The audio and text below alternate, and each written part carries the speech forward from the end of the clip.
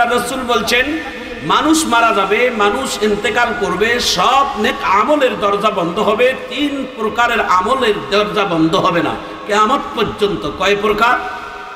3 প্রকারের নেক আমলের দরজা কখনো বন্ধ হবে না। 1 নাম্বার হচ্ছেন ইদা মাতাল ইনসান কাতাআ আনহু আমালুহু ইল্লা মিন সালাসা ইল্লা মিন সাদাকা জারিয়াতিন আও ইলমিন ইউনতাফাউ বিহি আও ওয়ালাদিন সালিহিন ইয়াদউ লা, রাওয়াহুল মুসলিম। একটু চিৎকার দিয়ে জোরে কোন আল্লাহু আকবার। প্রিয় ভাইয়েরা, আমরা আপনাদের খেদমতে দুটি কথা বলবো। আপনাদের এই কোরআনুল কারীম থেকে আল্লাহ তাআলার কাছে এই দুনিয়ার জমিনে সবথেকে, দুনিয়ার জমিনে আসমানের নিচে জমিনের উপরে সবথেকে দামি বস্তু জিনিস কোনটা? একজন সাহাবী আল্লাহ রাসূলের কাছে প্রশ্ন করছিলেন। আল্লাহর জমিনের উপর আসমানের নিচে নবী পাকের একজন সাহাবী আল্লাহর রাসূলকে প্রশ্ন করছিলেন, ইয়া রাসূলুল্লাহ, আসমানের নিচে জমিনের উপরে সবথেকে দামি বস্তুর জিনিসের নাম কি? আমি বলবো, দেখি কত জোরে আল্লাহু আকবার বলেন। আল কুরআনু আহাব্বু ইলাল্লাহ মিনাস সামাওয়াতি ওয়াল আরদ। আপনারা যদি একটু ঈমানকে জাগ্রত করেন তাহলে আপনার ঈমানও বাড়বে, সওয়াবও বাড়বে। দেখি কত জোরে আল্লাহু আকবার বলেন, ইনশাআল্লাহ বলেন। কি ভাই, আপনারা কি প্রতিজ্ঞা করছেন আল্লাহু আকবার বলবেন না? আমি কথাটা বলবো, দেখি আরো কত জোরে আল্লাহু আকবার বলেন। আল কুরআনু আহাব্বু ইলাল্লাহি মিনাস সামাওয়াতি ওয়াল আরদ। দুনিয়ার জমিনের উপর আসমানের নিচে সবথেকে দামি বস্তু জিনিসের নাম কি? আল কুরআনু আহাব্বু ইলাল্লাহ মিনাস সামাওয়াতি ওয়াল আরদ। আল্লাহর রাসূল বলেন, আসমানের নিচে জমিনের উপরে আল্লাহ তাআলার কাছে সবথেকে দামি বস্তুর নাম হচ্ছেন আল কোরআন। সবথেকে দামি বস্তুর নাম কি? কোরআন। মা হুয়া শিফা ওয়া মা হুয়া শিফা। এই কোরআনুল কারীমের অনেকগুলো নাম। এটা একটা শেফাও, এটা কোরআনুল কারীম, এটা কোরআনুল মাজিদ। এই কোরআনুল কারীমের অনেকগুলো নাম আল্লাহ তাআলা দিয়েছেন। এই কোরআনের ছোট্ট একটি পরিচয় আপনাদের কাছে দেই। আপনার আমার জীবনের একটা ন্যাশনাল আইডেন্টি পরিচয় আছে না ভাই? আমি আবুল কাসেম সরকার, আমার ভাই আলহাজ আবু বকর সিদ্দিক, আমার ভাই রবিউল ইসলাম মন্ডল ভাই, আমার রফিকুল ইসলাম ভাই, সবার একটা ন্যাশনাল আইডেন্টি পরিচয় আছে। এই কোরআনেরও একটা ন্যাশনাল আইডেন্টি পরিচয় আছে। কোরআনকে প্রশ্ন করেন, কোরআন আপনার পরিচয় দেন। কোরআন তার নিজের ভাষায় পরিচয় দিচ্ছে। পরিচয়ের আয়াতগুলো যখন বলবো তখন আপনারা খুশি হয়ে একটু আল্লাহু আকবার বলবেন। দেখি কত জোরে আল্লাহু আকবার বলেন। কোরআন তার ন্যাশনাল আইডেন্টি পরিচয় দিচ্ছে। কোরআন আপনার পরিচয় দেন। কোরআন বলছে, বাল হুয়া কুরআনুম মাজিদ।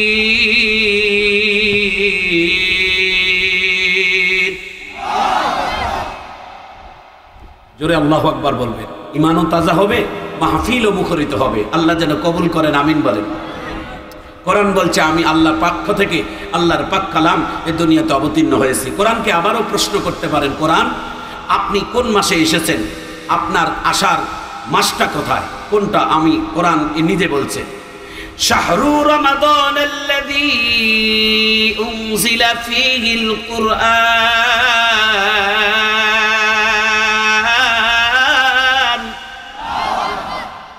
কোরআন বলছে আমি রমজানুল মুবারক মাসে নাজিল হয়েছি। তাহলে বোঝা যায় রমজান মাসের দাম ছিল না, রমজান মাসের দাম হয়েছে কোরআনের কারণে। সুবহানাল্লাহ, একটু জোরে বলেন। মনে রাখবেন, আমি গতকালকেও একটি মাহফিলের মধ্যে কথা বলেছি, বাংলাদেশের এই যে পূর্ণিমার চাঁদের মতো যে মানুষগুলো, যেমন বাংলাদেশের যিনি দুনিয়া থেকে চলে গেছেন কোরআনের পাখি মরহুম আল্লামা দেলওয়ার হোসেন সাঈদী, আল্লাহ যেন জান্নাত নসিব করেন, আমিন বলেন। লোকটার নাম বললে কি কোনো ক্ষতি হবে? এই লোকটার নাম বলতে পর্যন্ত অনেক মানুষ কোরআনের মাহফিলে বলতে দেয় না। কেন যে দেয় না আমার বুঝে আসে না। গত কয়েকদিন আগে আমাদের ঠাকুরগাঁ জেলায় একটা মাহফিল ছিল। আমরা সেখানে মাহফিল করতে গিয়েছিলেন আমাদের বাংলাদেশের একজন ইসলামিক স্কলার, জননন্দিত একজন ইসলামিক বক্তা মাওলানা আব্দুস সালাম যুক্তিবাদী, আমার বন্ধুবর। সেখানে বক্তব্য দিতে গিয়ে একটা বক্তা যখন বক্তব্য দেয়, অনেকগুলো ডালফাল নিয়েই তখন আলোচনা হয়। কোরআনের আলোচনা করতে গিয়ে অনেক সাবজেক্ট চলেই আসে, এটা আল্লাহর পক্ষ থেকেই আসে। তো ওই জায়গায় তিনি বক্তব্য দিতে গিয়ে তিনি শাইখুল হাদিস আল্লামা মামুনুল হকের কথাটা একটু আনছিলেন। পাশের মধ্যে একজন অতিথি ছিলেন, অতিথি বলছিলেন, হযরত সব আলোচনা করবেন, দুই ব্যক্তির মুখে এই আলোচনা কোরআনের মাহফিলে বলবেন না। তিনি বলছিলেন কোন ব্যক্তি? বলে 1 নম্বর আল্লামা দেলওয়ার হোসেন সাঈদী, 2 নম্বর মামুনুল হক লুচ্চা। নাউজুবিল্লাহ বলবেন না সুবহানাল্লাহ বলবেন? বলেন তো সবাই বুকে হাত দিয়ে। আল্লামা মামুনুল হক বাংলাদেশের সর্বপ্রথম শাইখুল হাদিস, প্রথম শাইখুল হাদিস, 1 নম্বরের শাইখুল হাদিস যদি থাকে তো তেনার বাবা মরহুম শাইখুল হাদিস আল্লামা আজিজুল হক রহমতুল্লাহ আলাই ইবনে শাইখুল হাদিস হিসেবে বাংলার জমিনে সবথেকে যিনি পরিচিত, তিনি বাতিলের আতঙ্ক, যিনি কোরআনের হক কথা বলতেই তিনি ভালোবাসে, তার নাম আল্লামা মামুনুল হক। যিনি বলেন ঠিক কিনা? সেই লোকটা কি কোনোদিন লুচ্চা হতে পারে? কথা বলেন। এই কথাটা বক্তা বলার সঙ্গে সঙ্গে নিচ থেকে একজন শ্রোতা বলছিলেন আপনি লুচ্চা। মামুনুল হক লুচ্চা নয়। কথা আওয়াজ না বললে আমি কাকে নিয়ে আওয়াজ করব? কথা বলেন ভাই, কথা বলেন, কথা বলেন। যেই লোকটা কোরআনের আলেমকে, রাসূলের আওলাদকে, উলামায়ে কেরামকে লুচ্চা বলে, ও শুধু লুচ্চা নয়, ওর 14 গুরু পুরুষ লুচ্চা। কথা বলেন ঠিক কিনা? আলেম ওলামাদেরকে যারা ঘৃণা করে তারা কোনোদিন সতীত্ব, কোনোদিন সুন্দর মানুষ হতে পারে না, তার পিতৃ পরিচয় ভালো হতে পারে না। খোঁজ নিয়ে দেখবেন যারা আলেম ওলামাদের সাথে খারাপ আচরণ করে তাদের পিতৃ পরিচয় কোনোদিন অরিজিনাল নয়। এটা আমার বক্তব্য নয়, এটা কোরআন হাদিসের ব্যাখ্যা। আমি একটু পরে শোনাচ্ছি, একটু কারা কারা শুনবেন, একটু হাত তুলে আল্লাহু আকবার বলে নেন। হাতটা তুলে জোরে তাকবীর দেন। তাকবীর না দিলে আমি আলোচনা করতে পারি না। জোরে আল্লাহু আকবার বলেন। গতকালকেও আমার 2টি প্রোগ্রাম ছিল, ঈদের পরের দিন থেকে টানা প্রোগ্রাম আল্লাহর রহমতে চলতে আছে। আপনাদের আজকের এই মাহফিলে আজকের যিনি প্রধান আলোচক, আমাদের বন্ধুবর, বাংলাদেশের ইসলামিক স্কলার, যাকে বাংলাদেশের দ্বিতীয় সাঈদী হিসেবে পরিচিত, মারহাবা কর। যেমন স্বচ্ছ সুন্দর চেহারা, তেমন তার স্বচ্ছ সুন্দর ভাষা। আল্লামা আব্দুল্লাহ আল আমিন ভাই একটু পরে আসবেন, তার সুললিত কণ্ঠে কোরআনের তাফসীর শুনবেন। আমরা দোয়া করি আল্লাহ যেন ভাইকে সুস্থ রাখার তৌফিক দান করেন, আমিন বলেন। প্রিয় ভাইয়েরা, ভালো করে মনোযোগ দিয়ে শোনেন। আমাদের 4 মাযহাবের সবথেকে বড় ইমাম, ইমামে আজম আবু হানিফা রহমতুল্লাহ আলাই, নাম শুনেছেন? কথা বলেন, নাম শুনেছেন? ইমামে আজম আবু হানিফা রহমতুল্লাহ আলাই একবার 4 ইমাম এবং কিছু তার বন্ধু বান্ধব মাওলানাদেরকে নিয়ে একটা জরুরি বৈঠক বসেছেন। কথাটা অনেক গুরুত্বপূর্ণ একটা আলোচনা। তো তারা সাধারণ মানুষ নয়, তারা বড় বড় শাইখুল হাদিস, যুগের শ্রেষ্ঠ ইমাম, যুগের শ্রেষ্ঠ আলেম। তারা একসঙ্গে বসে কোরআন এবং হাদিসের আলোচনা করতেছে। এমন সময় পাশের মধ্যে একটা ছোট ছোট বাচ্চারা মাঠের মধ্যে খেলা খেলতেছে, বল নিয়ে খেলতেছে। ভালো করে তাকান। তো ওই বাচ্চাগুলো বল খেলতে খেলতে বল অজান্তে ওই আলেম ওলামাদের মজলিসের মধ্যে পড়ে গেছে। তো বলটা আবার এমন জায়গায়, এমন একটা মানুষের ভিতরে ঢুকছে, সেই মানুষটা হলেন পৃথিবীর সবথেকে বড় ইমাম, ইমামে আজম নোমান বিন সাবেত আবু হানিফা রহমতুল্লাহ আলাইহির একেবারে লঙ্গির ভিতরে। আল্লাহু আকবার।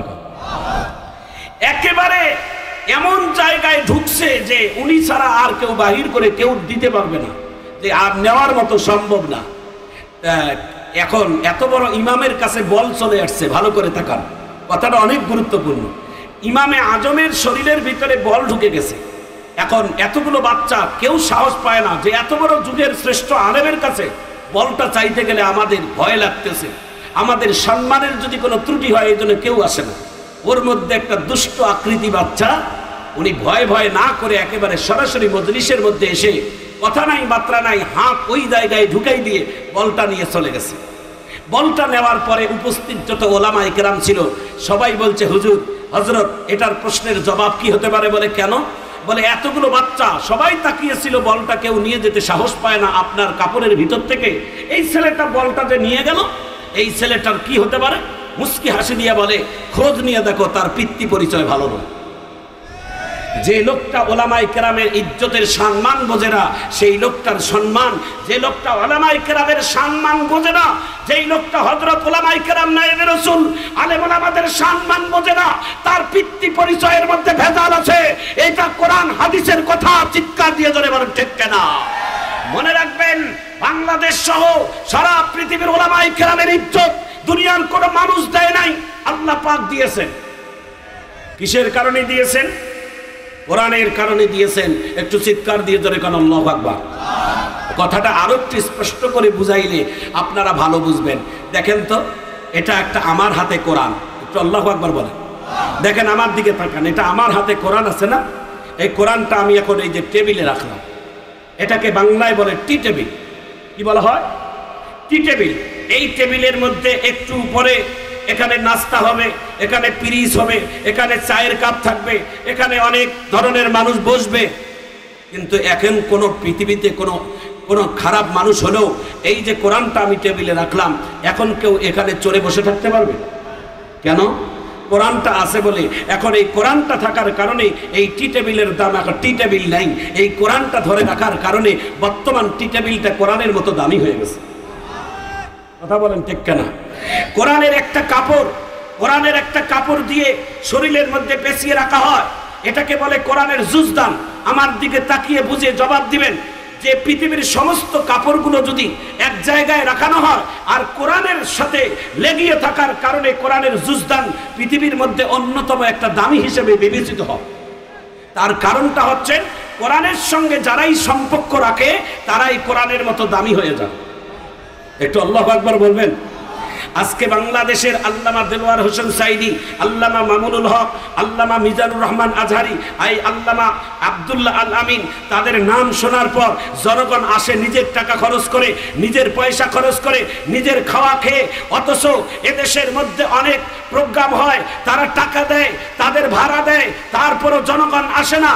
কিন্তু কোরআনের মাহফিলে কোনো মাহফিল কর্তৃপক্ষ কারো জন্য ভাড়া দেয় না, টাকা দেয় না, বরং কোরআন শুনে নিজের পকেটের টাকা কোরআনের খেদমতে দান করে যায়। এরপরও বাংলার জমিনে কোরআনের মাহফিলে লোক থাকার জায়গা নাই। তার মানে কোরআনের টানে বাংলাদেশের মুসলমানেরা মানুষ পানির স্রোতের মতো বয়ে কোরআনের শুনতে আসে। এটা কোরআনের আকর্ষণ। আজকে কোরআনের কারণে মানুষের মর্যাদা আল্লাহ তাআলা কোরআনের মতো দামি বানাই দেয়। কথা বলেন ঠিক কেন? কোরআনের সেই পরিচয়টুকু আপনাদেরকে দিচ্ছি। কোরআন, আপনি রমজান মাসে এসেছেন? জি। বলে আপনি কোন রাত্রিতে এসেছেন? কোরআন এবার উত্তর দিবে। দেখি কত জোরে আল্লাহু আকবার বলেন। ইন্না আনজালনাহু ফি লাইলাতিল কদর ওয়া মা আদরাকা মা লাইলাতুল কদর। কোরআন লাইলাতুল কদরের রাত্রে আল্লাহ তাআলা নাজিল করেছেন। কদরের রাত্রের মর্যাদা আল্লাহ তাআলা কোরআনের কারণে বাড়িয়েছেন। সুবহানাল্লাহ জোরে বলেন। এবার কোরআনকে প্রশ্ন করেন, কোরআন আপনার কাছে পরিচয় জানলাম, আপনি আল্লাহর পাক কালাম, আপনি রমজান মাসে এসেছেন, আপনি কদরের রাত্রিতে এসেছেন, তবে আপনার আসার কারণটা কি একটু বলবেন? আপনি কেন এসেছেন? আমাদের এই জায়গার মধ্যে আসার উদ্দেশ্যটা হলো আমরা আল্লাহর জান্নাত চাই, জীবনের গুনাহ মাপ চাই, এই জন্যই তো এসেছি। কোরআনকে প্রশ্ন করেন, কোরআন আপনি এই পৃথিবীতে আসার কারণটা কি বলবেন? কোরআন তার ভাষা দিয়ে বলছে। দেখি কতজন আল্লাহু আকবার বলেন। হুদাল্লিল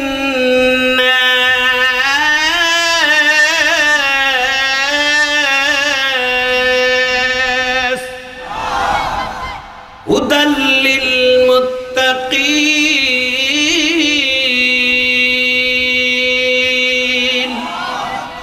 এ বাণী সকলের নয় শুধু মুমিনের, যারাই চলবে মেনে ফল পাবে কোরআনের। ঘরেই বলো কিবা রাষ্ট্রে বলো, অশান্তি দূর করে শান্তি আনে। সমাধান চাও যদি জীবনে মরণে, ফিরে যাও খুঁজে নাও চোখ রাখো কোরআনে। আচ্ছা বলেন তো ভাই, বুঝে থাকলে পৃথিবীর জমিনে একটা বই, একটা কিতাব, একটা গল্পের সাহিত্যিক, একটা গল্পের রচনা একবার, দুইবার, 10 বার, 15 বার, 20 বার, একটা সিনেমা, একটা অভিনয় যদি বারবার দেখি, দ্বিতীয়বার, চতুর্থবার, 5 বার, 10 বার পরে এমন রুচিতে আঘাত লাগে যে এটা আর দেখতেই মন চায় না। কথা বলেন না কেন? কিন্তু এই কোরআন কি সেই কোরআন? এই কোরআন তো 1500 বছর আগের কোরআন। এই কোরআন তো এই 1500 বছর আগে যেই সূরা ফাতিহা ছিল, সূরা বাকারা ছিল, সূরা আল ইমরান ছিল, সেইভাবেই আছে নাকি পরিবর্তন হয়েছে বলেন তো? একটু আল্লাহু আকবার বলবেন। আমি একটা আশ্চর্য ঘটনা বলবো আপনাদের সামনে। আপনারাই অনেক খুশি হয়ে যাবেন এই ঘটনাটা শোনার পর।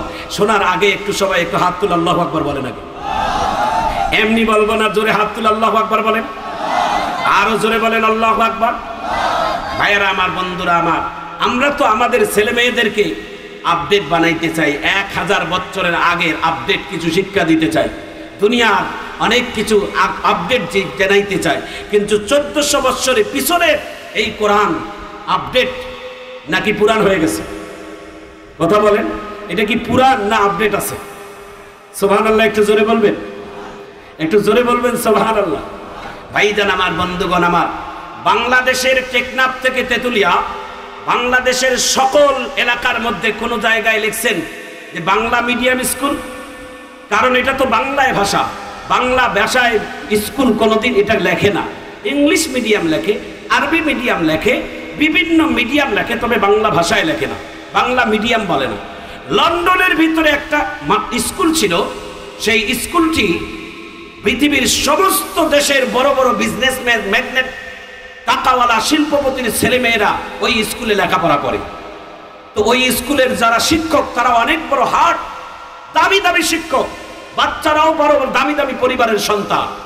ভালো করে শোনেন, ওই স্কুলের মধ্যে একবার ক্লাসের ফাঁকে এক শিক্ষক ডাক দিয়ে বলে, সকল ছাত্রদেরকে ডাক দিয়ে বলে, আমি তোমাদের কাছে তোমাদের অন্তরের রুচি একটু জানতে চাই, তোমাদের ভবিষ্যৎ পরিকল্পনা কি, তোমরা লেখাপড়া করে কি হবা, তোমাদের ভবিষ্যৎ পরিকল্পনা কি? একজন একজন করে জিজ্ঞাসা করতেছেন ছাত্রকে, বলছে তুমি কি হবা বাবা, দাঁড়াও, বলছে আমি বড় হয়ে ব্যারিস্টার হব। মাশাআল্লাহ। আর একজন ছাত্র দাঁড়িয়ে বলছে তুমি কি হবা বাবা, বলে আমি বড় হয়ে আমি অনেক বড় একজন উকিল হব। তাই মাশাআল্লাহ। আর একজন দাঁড়িয়ে বলে কি হবা, বলে আমি বড় ইঞ্জিনিয়ার হব। আর একজন কি হবা, বলে আমি একজন বড় অফিসার হব। এ কি হবে? জীবনের অনেক বড় পরিকল্পনা, সন্তানের একজন আর একজনের পরিকল্পনা, ভবিষ্যৎ, সবাই তাদের অনুভূতিগুলো প্রকাশ করলো। ওর মধ্যে শেষের দিকে একটা মুসলিম পরিবারের সন্তান, ওই সন্তানকে ওই লন্ডনের স্যার জিজ্ঞাসা করলো, বাবা তোমার অন্তরের অনুভূতি কি, তুমি বড় হয়ে কি হবা? ছাত্রটা ডাক দিয়ে বলে, স্যার আমি বড় হয়ে আমার সাহাবা হব। একটু চিৎকার দিয়ে আল্লাহু আকবার বল। বড় হয়ে কি হবে?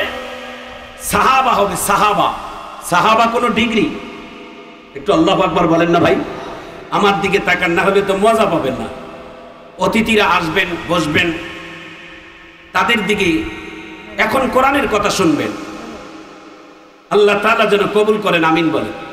কোরআন এমন একটি দামি কথা, কোরআনের কথা যখন চলবে তখন আপনার আর কোনো দিকে মন মানসিকতা রাখার কোনো প্রয়োজন হয় না, কারণ কোরআনের থেকে দামি তো আর পৃথিবীতে কিছুই হতে পারে না। কথাটা বুঝেছেন? আল কোরআনু আহাব্বু ইলাল্লাহ মিনাস সামাওয়াতি ওয়াল আরদ। আল্লাহর জমিনে, আসমানের নিচে সবথেকে দামি বস্তুর নাম হচ্ছেন আল কোরআন। একটু চিৎকার দিয়ে জোরে কান আল্লাহু আকবার। আমার দিকে তাকান। তো বাচ্চাটাকে ডাক দিয়ে বলে, এই বাচ্চা, আমরা তো জীবনে অনেক বড় শিক্ষকতা করতেছি, জীবনে এই ডিগ্রির দাম কোনোদিন শুনি নাই। সাহাবা ডিগ্রি কি? তুমি কি জানো সাহাবা ডিগ্রি কি? বাচ্চাটা বলে, স্যার আমি জানি না সাহাবা ডিগ্রি কি। মারহাবা কর। শিক্ষক ক্লাস বন্ধ করে দিয়ে সকল শিক্ষককে এক জায়গায় ডেকে ডাক দিয়ে বলে, আজকে ক্লাসের মধ্যে আমরা ছাত্রদের অনুভূতি জানতে চাইলে প্রত্যেক ছাত্ররা বলতেছে আমি ব্যারিস্টার হব ভবিষ্যৎ, আমি ইঞ্জিনিয়ার হব, আমি বড় শিক্ষক হব, আমি বড় অফিসার হব, কিন্তু একটা ছাত্র বলছে আমি সাহাবা হব। সাহাবা কোনো ডিগ্রি নাকি? সমস্ত শিক্ষকের এক জায়গায় তারা বলল, সাহাবা ডিগ্রি তো আমরাও জানি না। শিক্ষক আবার ক্লাসের মধ্যে এসে ডাক দিয়ে বলে, হ্যাঁ বাবা, আগামী আজকে বিকাল টাইমে ক্লাস ছুটির পর তোমার পরিবারকে বলে দাও যে আমরা তোমার বাড়িতে একটু চা খেতে যাব। আল্লাহু আকবার বলে। ছাত্রটা ছুটি নিয়ে বাড়িতে যায়, বলে আব্বু আম্মুকে ডাক দিয়ে বলে, বাবা মা, আজকে আমাদের স্কুলের সকল শিক্ষক স্টাফ আমাদের বাড়িতে আসবেন, মেহমানদারি করো। শিক্ষক আসবেন বলে বাবা মা আনন্দিত হয়ে আপ্যায়নের ব্যবস্থা করেছে। শিক্ষকেরা যথাসময়ে তাদের বাড়িতে এসেছে, নাস্তা পানির জন্য সব সামর্থ্য অনুযায়ী রেডি করেছে। নাস্তা পানি খাওয়ানোর জন্য পরিবার তাকে আপ্যায়ন করার জন্য সব অস্থিরতা করতেছে।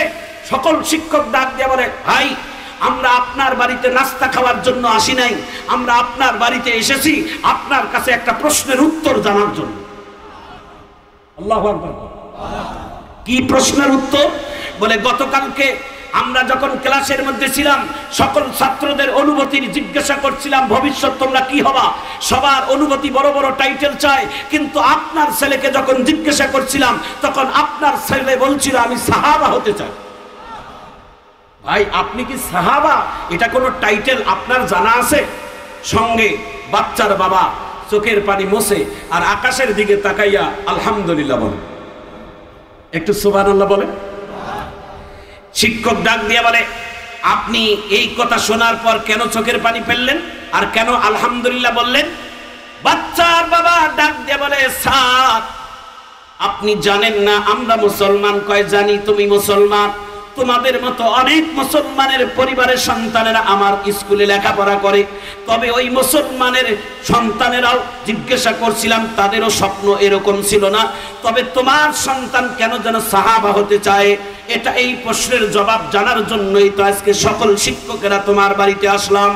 ছাত্ররা বাবা ডাক দিয়ে বলে, ওগো স্যারেরা শুনে নেন, সাহাবা কোনো পৃথিবীর জমিনে কোনো ডিগ্রি নয়, কোনো লেখাপড়ার নাম নয়। আল্লাহর জমিনে সব থেকে দামি মানুষ যারা তারা হলেন নবী, নবীদের পরে যারা দামি মানুষ তারা হলেন আল্লাহর নবীর সাহাবী। একটু আল্লাহু আকবার বলেন। আচ্ছা সবাই বলেন তো, বুঝে থাকলে সাহাবী কেউ আর হতে পারবো? কথা বলেন না কেন? হতে পারবো? ইচ্ছা করলেও সাহাবী হওয়া যাবে না। আল্লাহর ওলি হওয়া যাবে, আউলিয়া হওয়া যাবে, সাহাবী হওয়া যাবে না। সাহাবী হওয়ার সময় শেষ হয়ে গেছে। আল্লাহ রসুলকে সশরীরে দেখে যারা কালেমা পড়ে মুসলমান হয়েছে তাদেরকে বলা হয় সাহাবা। আল্লাহু আকবার বলেন।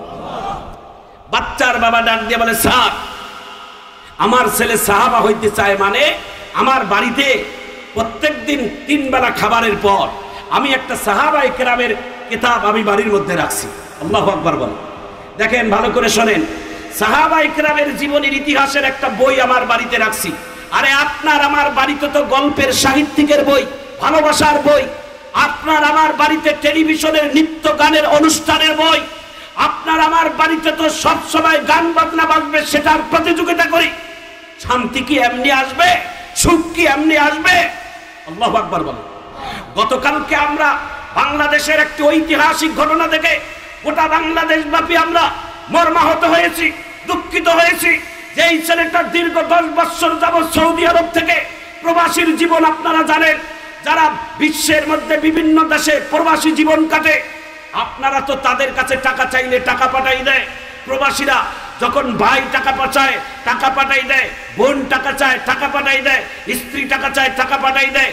তবে প্রবাসীরা যে কত কষ্ট করে টাকা পাঠায় এটা আপনারা বলতে পারবেন না। যারা বিদেশ সফর করেছেন তারা বোঝে। আমার জীবনের ইতিহাস আমি হাজারো বাঙালি দেখেছি অনেক বড় ডিগ্রি নিয়ে যখন সৌদি আরবে গেছে, চাকরি নাই, টয়লেট পরিষ্কার করার চাকরি তারা করে 500 রিয়ালের টাকা দিয়ে। সেই লোকগুলো রাস্তায় ডাস্টবিনের খাবারগুলো উঠাইয়া নিয়ে রাস্তার পাশে চুপ করে তারা খায়, যাতে করে কোনো বাঙালি হাজি যেন আমাদেরকে না দেখতে পায়। আজকে বাংলাদেশের 1.5 কোটি মানুষের উপর বাংলাদেশের বিভিন্ন ছেলেমেয়েরা আমাদের বিভিন্ন দেশের মধ্যে প্রবাসী জীবন যাপন করে। তাদের শক্তিতে আমাদের বাংলাদেশের অর্থনৈতিক শক্তি। কথা বলেন ঠিক কেনা? প্রবাসীদের জীবন নিয়ে ঠাট্টা করবেন না, প্রবাসীদেরকে গালিগালাজ করবেন না। বাংলাদেশের প্রত্যেকটা প্রবাস ছেলেরা বসবাস যারা করে, প্রত্যেকটা মাহফিল থেকে প্রবাসী ছেলে মেয়েদের জন্য দোয়া করব। আমিন কর, আমিন কর, আরো জোরে বলেন আমিন। ভাইয়ারা আমার, বন্ধুরা আমার, 10 বছর ছেলেটা থাকছে। জনকণ্ঠে বিভিন্ন পত্র পত্রিকায় খবরটা ভাইরাল হয়ে গেছে। ছেলেটি 10 বছর পর বাংলার জমিনে আসবে। অনেক দিন পর তার কষ্ট, রক্ত বিক্রি করে রক্ত চোষা টাকা পরিবারকে দিয়েছে, স্ত্রীকে খাওয়াইছে।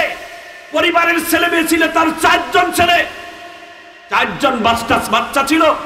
এই 10 বছর পর যখন আনন্দের শান্তি, সুখ শান্তি নিয়ে পরিবারের কাছে যখন জেদ্দা এয়ারপোর্ট থেকে বাংলাদেশ বিমানবন্দরে নামবে, বিমানবন্দরের গেটে এসে দেখে তার স্ত্রী নাই, কিন্তু তার 4 সন্তান আর বাবা মা নিয়ে গেটের মধ্যে বিমানবন্দরে রিসিপশন করার জন্য অপেক্ষামান। বাচ্চাগুলোকে বুকের মধ্যে জড়িয়ে নিয়ে বলে, তোমার আম্মু কোথায়? বাচ্চাগুলো ছোট ছোট মানুষ চোখের পানি ছেড়ে দিয়ে কান্দে আর বলে, আব্বু তোমাকে আমরা মোবাইলে বলি নাই, বললে হয়তো তোমার মন খারাপ হবে আর হয়তো নাও আসতে পারো যন্ত্রণা, এই জন্য আমরা মনের কথা আপনাকে বলি নাই। আপনি আসবেন বলে 2 মাস আগে আমার মা একটা পরবাসী একটা অন্য পর পুরুষের সাথে সম্পর্ক করে বিবাহ করে আমাদেরকে এতিম বানিয়ে চলে গেছে। বাচ্চাটার কথা শুনে স্বামী চোখের পানি ছেড়ে দিয়ে কাঁদে। এটাই দুনিয়া। যে স্ত্রীর জন্য আমি 10টা মাস ধরে বিদেশের মধ্যে কষ্ট যাপন করলাম, টাকা পয়সা পাঠিয়ে দিলাম, 4 সন্তানের মা হওয়ার পর এখন ভালোবাসার জীবন নিয়ে জীবন যাপন করতেছে। এটাই দুনিয়া, এটাই বাস্তবতা। দুনিয়া কোনোদিন মানুষের আপন নয়, দুনিয়ার বন্ধু বান্ধব কোনোদিন আপন নয়, দুনিয়ার জনগণ কোনোদিন আপন নয়। দোস্ত, তোমাদের পা গুলো আগাই দাও, আমি তোদের পা ধরে অনুরোধ করি। দুনিয়া কোনোদিন আপন নয়, দুনিয়ার দল কোনোদিন আপন নয়, দুনিয়ার বন্ধু বান্ধব কোনোদিন আপন নয়। আপন যদি পৃথিবীতে থাকে 2 জন, একজন আল্লাহ আর একজন নবী মুহাম্মদুর রাসূলুল্লাহ। জোরে বলেন সাল্লাল্লাহু আলাইহি ওয়াসাল্লাম। কেউ আপন নয় দোস্ত, কেউ না।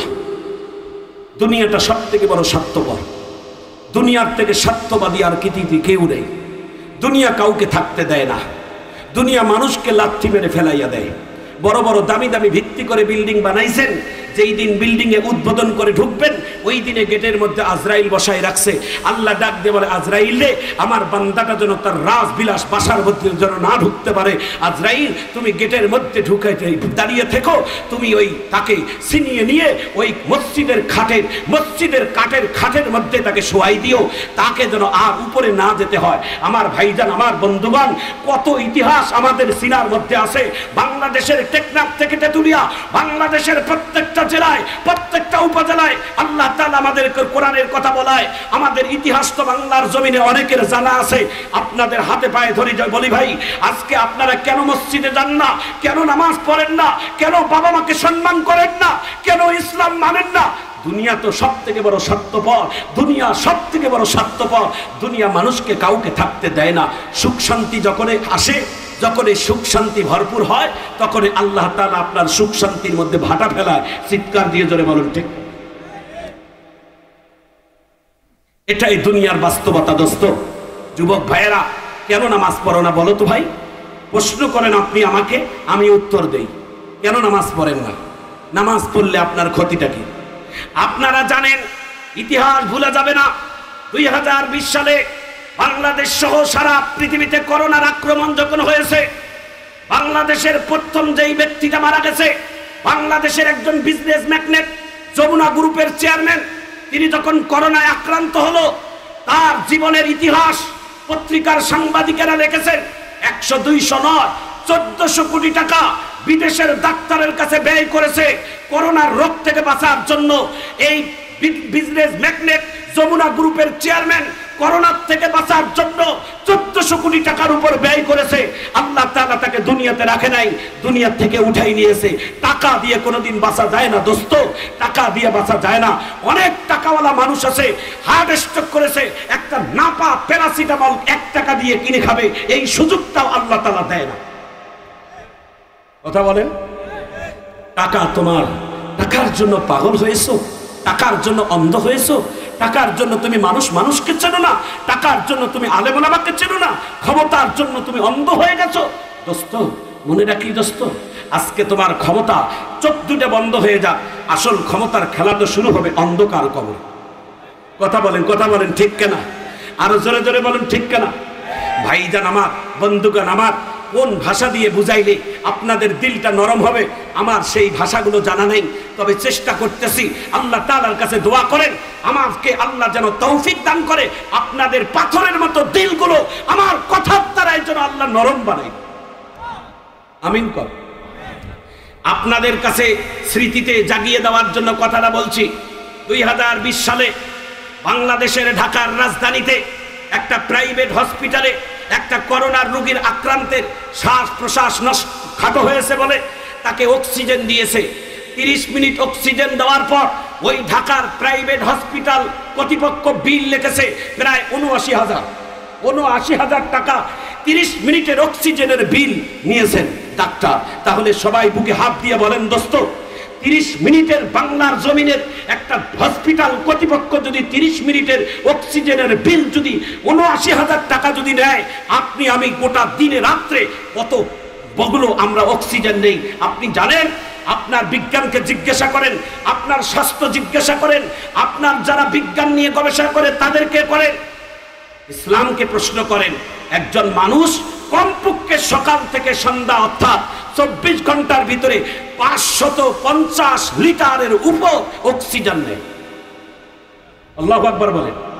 550 লিটার অক্সিজেন মানুষ নেয়। আল্লাহ তাআলা কোনদিন বলছে বান্দা আমার 550 লিটারের অক্সিজেনের বিল দাও?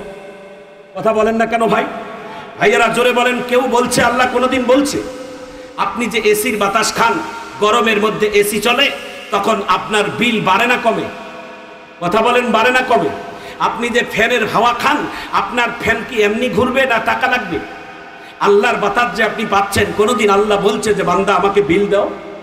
আল্লাহ কোনদিন বলছে যে আমাকে এসির বিল দাও, আমার অক্সিজেনের বিল দাও, আমার পানির বিল দাও, আমার সূর্যের আলো যে দিনের বেলায় ব্যবহার করো আমাকে বিল দাও? সবাই বুকে হাত দিয়ে বলেন তো ভাই, আল্লাহ কোনদিন চাইছে যে আমাকে বিল দাও? আল্লাহ বলছেন বান্দা তোমার বিল দেওয়া লাগবে না, তুমি শুধু ব্যবহার করার পর আকাশের দিকে তাকাইয়া একটা কথা বলবো, তুমি একটা কথা বলবা, আমি মালিক তোমার বিল পরিশোধ করব, উল্টা তোমাকে প্রতিদান হিসেবে সওয়াব দেব। জোরে আল্লাহু আকবার বলেন ভাই, একটু জোরে আল্লাহু আকবার বলেন। জোরে হাত তুলে এবার আল্লাহু আকবার বলেন তো ভাই, দেখি হাত তুলে রাখেন, এইভাবে রাখেন, আল্লাহ দেখুক। আপনারা অন্তর থেকে শুকরিয়া আদায় করে আল্লাহু আকবার বলেন তো সবাই, এইভাবে হাতটা নাড়া দিয়ে জোরে আল্লাহু আকবার বলেন। আমার দিকে তাকান, আমার দিকে তাকান। আমি যে কথাগুলো বলতেছি এটা আমার কথা নয়, আমার রবের কথা, আমার রাসূলের কথা। আমার কথা আমি বলতেছি না ভাই, আমার আল্লাহ আমাকে বলাচ্ছে, আল্লাহ আমাকে বলাচ্ছে। আল্লাহ, কোন মানুষ নিজের থেকে কথা বলতে পারে না, আল্লাহ বলায়, আল্লাহ বলায়। মনে করবেন এই চেয়ারের মধ্যে যখন বসেছি, এই চেয়ারটা কিন্তু যেমন তেমন চেয়ার নয়। এই চেয়ারের মধ্যে আজ থেকে 1450 বছর আগে আপনার আমার প্রিয় নবী বসে সাহাবায়ে কেরামদের মাঝে কথা বলছেন। আল্লাহু আকবার বলেন। এই চেয়ার সেই চেয়ার যে চেয়ারে আল্লাহ আমাকে বসাইছেন কিছুক্ষণের জন্য। এই চেয়ার থেকে তো আপনার আমার প্রিয় নবী কথা বলছেন আর সাহাবায়ে কেরামেরা কথা শুনছেন।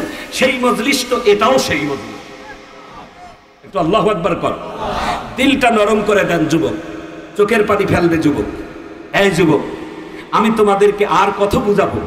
কোন ভাষা দিয়ে বুঝলে বললে তোমরা খুশি হবে?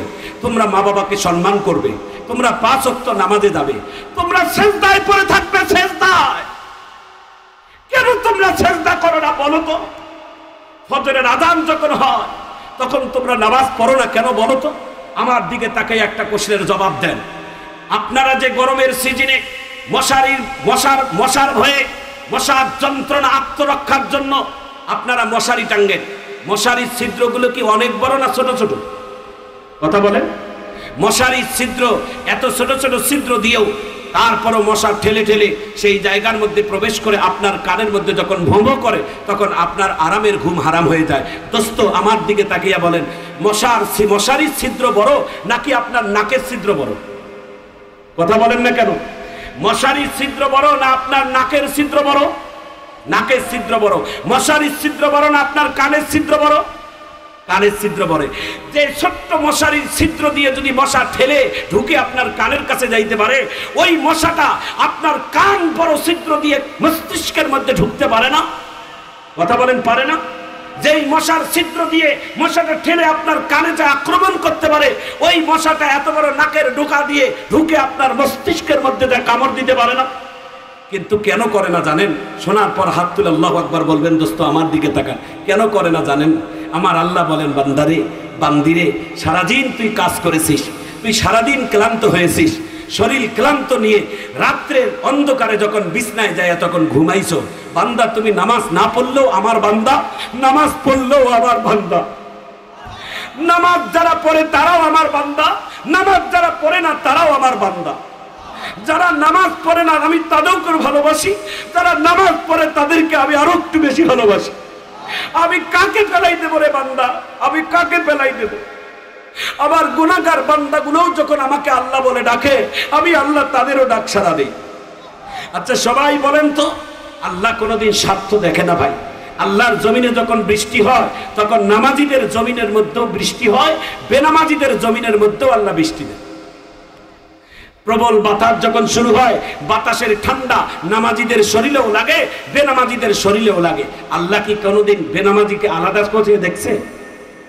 একটু হাত তুলে আল্লাহু আকবার করুন। দোস্ত, শেষবারের মতো কথা বলবো দোস্ত, যুবক ভাইয়েরা, আমি তোমাদের উদ্দেশ্যে বলি ভাই, আজকের এক ঝাঁক তরুণ যুবক ভাইয়েরা আজকের এই যে কোরআনের মাহফিল সাজিয়েছেন, মাহফিলের পক্ষ থেকে, হাবিব ভাইয়ের পক্ষ থেকে, আমাদের আবু বকর ভাইয়ের পক্ষ থেকে, এই মাহফিল ইন্তেজামিয়া কমিটির পক্ষ থেকে আমরা সবাইকে এই ছেলেগুলোর জন্য অভিনন্দন জানাই। একটু মারহাবা কর, জোরে বলেন মারহাবা। গতকালকে আমি দুটি মাহফিলে কথা বলছিলাম, একটা হলো চিরিবন্দর উপজেলা আর একটা হলো দিনাজপুর সদর উপজেলা। আমি দিনাজপুর সদর উপজেলায় যে মাহফিলটা করলাম, এবছরের আমি মনে করি সব থেকে সেরা মাহফিল। প্রায় 150 ছেলে এক রঙের কাপড় পরে, সবার কণ্ঠের মধ্যে কোরআনের আওয়াজ।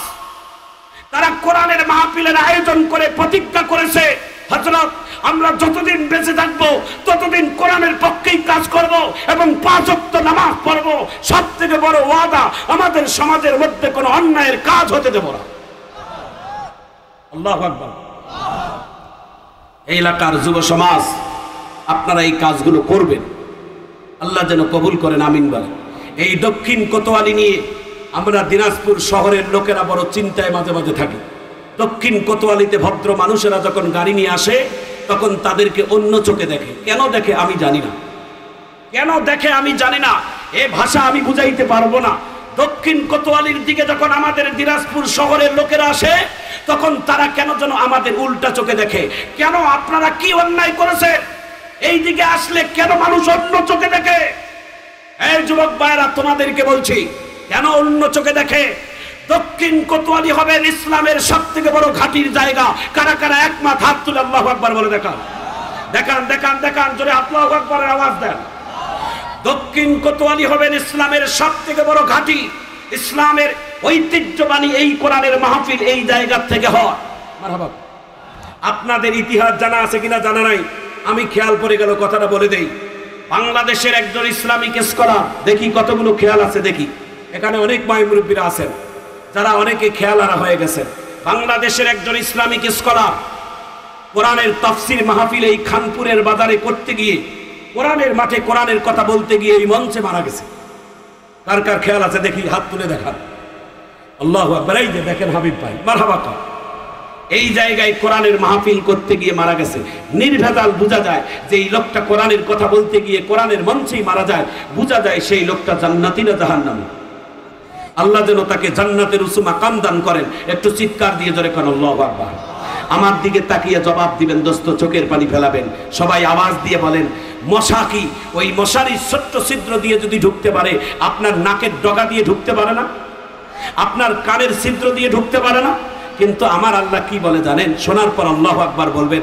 আমার আল্লাহ ডাক দিয়ে বলে, বান্দা, ও বান্দি, যখন তুমি সারাদিন ক্লান্ত হয়ে রাত্রে বেলা ঘুমাইতে যাও, তখন তুমি মশারির যন্ত্রণায়, মশার যন্ত্রণায় ছোট্ট ছোট্ট ছিদ্রওয়ালা মশারি টেঙ্গে যখন তুমি ঘুমাও, ওই মশা যখন ওই ছিদ্র দিয়ে ঢুকে তোমার কানের কাছে যায়, তোমার নাকের কাছে যায়, শরীরের সব জায়গায় কামড় দেয়, তবে নাক দিয়ে ঢুকতে পারে না, কান দিয়ে ঢুকতে পারে না। কেন জানো বান্দা? কেন জানো বান্দা? কেন জানো বান্দা? আমার আল্লাহ বলে, আমি নাকের ডোগার কাছে আমার 2 জন ফেরেশতা পাহারাদার রাখি। সুবহানাল্লাহ, একটু জোরে কর।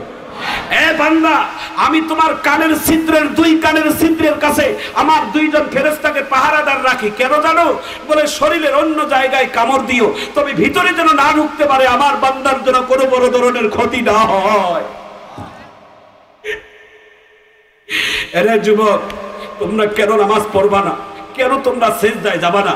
তোমাদের মতো হাজার হাজার যুবক প্রত্যেক দিন মারা যাচ্ছে, রোড অ্যাক্সিডেন্টে মারা যায়, হার্ট স্ট্রোকে মারা যায়, বিভিন্ন ক্যান্সার রোগে মারা যায়, বিভিন্ন বড় বড় রোগে মারা যায়।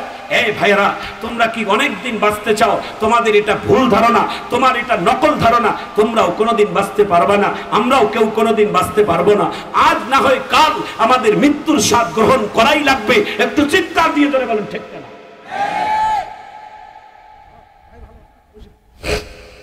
প্রিয় ভাইয়েরা, প্রিয় বোনেরা, আমার পদ্মার আড়ালের মা ও বোনেরা, আপনাদেরকে অভিনন্দন জানাই। আমি শুনেছি আজকের মাহফিলে আমাদের থেকে কয়েক গুণ মা বোনের আজকের মাহফিলে এসেছে। মারহাবা কর। আম্মা আম্মা তোমার উদ্দেশ্যে আমি শেষবারের মতো কথাটা বলি মা। মা বলবো? আমার রাসূল বলছেন قال النبي صلى الله عليه وسلم الجنة تحت أقدامنا الأمهات। পুরুষের পদতলে খুঁজলে পায়ের জুতা আর স্যান্ডেল ছাড়া কিছু পাওয়া যাবে না, কিন্তু মায়ের পদতলে খুঁজলে আমার আল্লাহর জান্নাত পাওয়া যাবে। মারে, তোমার এই সম্মানটা দুনিয়ার কোনো মানুষ দেয় নাই মা, কোনো দল দেয় নাই মা, আমার রাসূল দিয়েছেন, আমার আল্লাহ দিয়েছেন। মা, তোমার সম্মানকে, তোমার ঐতিহ্যকে নষ্ট করিও না মা। ও মা, তোমার গোটা শরীরের অঙ্গগুলোকে তুমি হেফাজত করবা। আমার আপনার নবী বলেন قال النبي صلى الله عليه وسلم من يضمن لي ما بين لحييه وما بين رجليه اضمن له الجنه। আমার নবী বলেন, মুসলমান ভাইয়েরা বোনেরা শুনে নেন, এই হাদিসটা যদি মানেন আপনি জান্নাতি। কারা কারা জান্নাতি হবেন একটু হাত তুলে শেষবারের মতো আল্লাহু আকবার বলেন। একটু এইভাবে হাতটা নাড়া দিয়ে জোরে আল্লাহু আকবার কর। আল্লাহ যেন কবুল করেন, আমিন বলেন। একটা ছোট্ট সঙ্গীত বলবো, আপনারা মারহাবা দিবেন তো? কি ভাইয়ারা, আপনারা কি শুনতেছেন? মারহাবা দিবেন? দেখি কত জোরে মারহাবা দেন। জান্নাতি একাই আমি যাব না তো ভাই, জান্নাতি একাই আমি যাব না তো ভাই, তোমাকেও জান্নাতে দলে নিতে চাই। না, মারহাবার আওয়াজ ভালো না। এখানে যদি কোনো গায়ক গায়িকারা গান গাইতো তাহলে এই মাঠ কাঁপিয়ে দিত, তাই না? কাঁপিয়ে দিতেন। এই কোরআনের জন্য একটু কাঁপা যাবে না? এই যুবক ভাইরা জোরে মারহাবা দিবেন। হ্যাঁ, সবাই জোরে বলবেন। জান্নাতি একাই আমি যাব না তো ভাই, জান্নাতি একাই আমি যাব না তো ভাই, তোমাকেও জান্নাতে দলে নিতে চাই। এইদিকে চেয়ারের ভাইয়েরা একটু জোরে তাকবীর দেওয়া লাগবে। এই চেয়ারওয়ালা ভাইয়েরা সবাই দুঃখী, মঞ্চের ভাইয়েরাও জোরে দিবেন। তোমাকেও জান্নাতে দলে নিতে চাই, তোমাকেও জান্নাতে দলে নিতে চাই। নামাজে আসো যদি প্রতি আজানে, মনে রেখো এলে তুমি ফুল বাগানে। নামাজে আসো যদি প্রতি আজানে, মনে রেখো এলে তুমি ফুল বাগানে। যে বাগে রহম জোরে, যে বাগে রহম জোরে হৌরে শোনাই, জান্নাতি একাই আমি যাব না তো ভাই, তোমাকেও জান্নাতে দলে নিতে চাই, তোমাকেও জান্নাতে দলে নিতে চাই। জোরে হাত তুলে বলেন, জোরে হাত তুলে বলেন। আল্লাহ দেখুক আমরা সবাই জান্নাতে থাকতে চাই, আমিন বলেন। জান্নাতে যদি থাকতে চান এইভাবে হাতটা নাড়া দিয়ে জোরে মারহাবা কর, আরো জোরে কর মারহাবা। আল্লাহ আমাদের সবাইকে জান্নাতে জায়গা করে দিয়েন, আমিন বলে। আল্লাহ যেন আমাদের সবাইকে জান্নাতি হিসেবে কবুল করেন, আমিন বলেন। প্রিয় ভাইয়েরা, প্রিয় বোনেরা, শেষবারের মতো কপালে, আপনার কপালে হেদায়েত থাকতে হবে, হেদায়েত, তাই না? সারা জীবন আমার নবী আবু জেহেল আবু লাহাবকে বুঝাইছে, কত বুঝাইছে জানে। আমার নবী চাইছে যে আমার চাচাগুলো যেন জাহান্নামে না যায়, সবার আগে অগ্রাধিকার আমার চাচা। কিন্তু আমার নবী কত ভাবে বুঝাইছে, কিন্তু তারা একটাই বুঝেছে যে আব্দুল্লাহর ছেলে মুহাম্মদ, তোরে আমরা ভালোবাসি, তবে তোর কালেমা আমরা পড়ব না। তার মানে আল্লাহ তাআলা তাদের হেদায়েতের দরজা বন্ধ করে দিয়েছে। কথা বলেন, কথা বলেন, ঠিক কিনা? এই কথাগুলো পড়ার পর, এই কথাগুলো শোনার পর আগামীকাল ফজরের নামাজ যারা পড়বেন না, মনে রাখবেন তাদের থেকে কপাল পড়ার পৃথিবীতে কেউ না। নামাজ পড়লে কি আপনার কোনো ক্ষতি আছে? নামাজ পড়লে আপনার কোনো লোকসান আছে? যদি লোকসান থাকে বলেন, আমি লোকসান পূরণ করব। বলেন বলেন বলেন, আছে?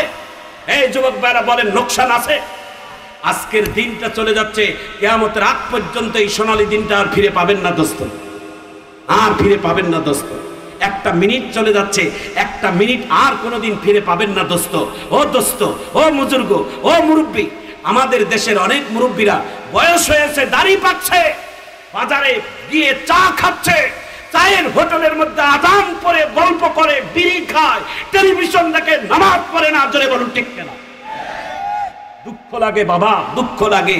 তুমি একটা দাড়ি পাকা মানুষ বাবা, আর কতদিন তোমার বাঁচতে চাও? তুমি তো কমপক্ষে মসজিদে সবার কাতারের আগে তোমার যাওয়া দরকার। কথা বলে ঠিক কিনা? তুমি কেন বাজারের হোটেলে তুমি চা খেয়ে আড্ডা খেয়ে সময় কাটাও বাবা? কেন কাটাও বাবা?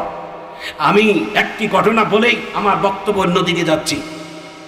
রংপুর জেলা বদরগঞ্জ থানা, সেই দিন আমার দিনের বেলা একটা মাহফিল ছিল। আমার সেই এলাকার মাহফিল করতে গিয়ে ওই এলাকার একজন প্রভাবশালী নেতা মারা গেল। বলে কিভাবে? বলে 3 বন্ধু একটা হোটেলের মধ্যে যায় চা খাইতে বসছে। 3 বন্ধু, জনগণ তার বন্ধু বান্ধবেরা চতুর্দিকে বসে আছে, চা খাচ্ছে, চায়ের অর্ডার দিয়েছে, চায়ের কাপ হাতের মধ্যে নিয়েছে 3 বন্ধু। 2 দিক থেকে 2 বন্ধু চায়ের কাপ উঠাইছে, মাঝখানের বন্ধুটা চা উঠাইছে, এইভাবে হাতটা ধরে আছে, এভাবে হাতটা ধরে আছে। চায়ের কাপটা অটোমেটিক জমিনের মধ্যে পড়ে গেল, মুখটা বেঁকা করে সঙ্গে জমিনের মধ্যে পড়ে মারা গেল। এটাই দুনিয়ার বাস্তবতা। জোরে বলুন ঠিক কেন? দোস্ত, দোস্ত, তোদের পা গুলো আগাই দাও দোস্ত। আমি তোদের পায়ে হাত দিলে, আমি আবুল কাসেম সরকার, আল্লাহর কসম আমার সম্মান কমবে না। কারণ আমার নবী পায়ে শুধু হাত না, ইমান রক্ষা করার কারণে কত শরীরে রক্ত ঝরাইছেন তায়েফের মাটিতে আমার নবী জানে। নবীর তাজা রক্ত জমিনের মধ্যে ফেলাইছেন কাফেরেরা। নবীর জ্যান্ত নবীর 2টা দাঁত ভেঙে দিয়েছে, লোহার টুপি ভেঙে আমার নবীর মাথায় ঢুকে গেছে। জন্মভূমি ছেড়ে মদিনায় পালিয়ে যেতে হয়েছে। এরপরও জিবরাইল বারবার আমার নবীকে বলছিলেন, ইয়া রাসূলুল্লাহ একটুখানি বদদুয়া দেন, এই তায়েফের মাটিটা আমি জিবরাইলের ডাইন হাতে আমি এইভাবে তাদেরকে উল্টাইয়া ধ্বংস করে দেব। আমার নবী তাড়াতাড়ি রক্তগুলো মুছে ডাক দিয়ে বলে, জিবরাইল আমি তো এই জন্য আমার রক্ত তায়েফের মাটিতে পড়তে দেই না। কেন জানো? আমার রক্ত যদি তায়েফের মাটিতে স্পষ্ট হয়, এই তায়েফের মাটি কিন্তু একদিন প্রতিশোধ নিবে আমার এই এতিম উম্মতের উপর। এই জন্য আমার রক্ত যেন জমিনের মধ্যে না লাগে, এই জন্য তার আগে আমি শরীরের মধ্যে মেখে নেই। আর আমি জিবরাইল তোমাকে বলে দিলাম, আমি আল্লাহর নবী, আমি এই অভিযোগ আল্লাহর কাছে দেব না। এরা আমাকে না চিনে মেরেছে, এরা যদি আমারে চিনত তাহলে এরা আমারে পাথর মারত না। আজকে তোমরা ওলামায়ে কেরামের উপর কেন অবিচার করো? কেন তোমরা নির্দোষ আলেম ওলামাদের প্রতি এইরকম অবিচার করো? আরে এদেশের চোর গুন্ডাগুলো যখন অ্যারেস্ট হয়, এগুলোর সাতখুরির আসামিগুলো যখন অ্যারেস্ট হয়, তখন তাদের কোর্টের মধ্যে উঠাইলে কোনো হাতের মধ্যে হ্যান্ডকাপ থাকে না, পায়ে ব্যারিকেড থাকে না। কিন্তু এদেশের মসজিদের ইমাম, আলেম ওলামা, নির্দোষ মানুষ, নির্ভেজাল মানুষ, 5,000 টাকার বেতনের ইমাম যখন জেলখানার কোর্টের মধ্যে চড়ানো হয়, তার কোমরের মধ্যে রশি বান্ধা থাকে, পায়ের মধ্যে বেরি বান্ধানো থাকে, হাতের মধ্যে 2 হ্যান্ডকাপ থাকে।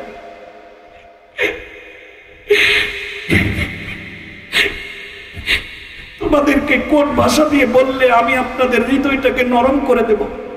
একজন মসজিদের ইমাম, একজন আলেম কোনোদিন জাতির দুশ্মন হতে পারে না, কোনোদিন পারে না, পারে না। তোমরা না বুঝে আমাদেরকে দুশ্মন ভাবো, কিন্তু আমরা কোনোদিন আলেম ওলামা, কোনোদিন মুসল্লিদেরকে দুশ্মন ভাবি না, ভাবি না, ভাবি না। তোমাদের কাছে আমাদের শেষবারের মতো অনুরোধ, এই সিনার মধ্যে যাদের কোরআন আছে, হাদিস আছে, কোনোদিন চায় না যে আমার একটা মুসল্লি জাহান্নামে যাক। জাহান্নামে যেন না যেতে হয়, এই জন্য অনেক কিছু কথা বলতে হয়।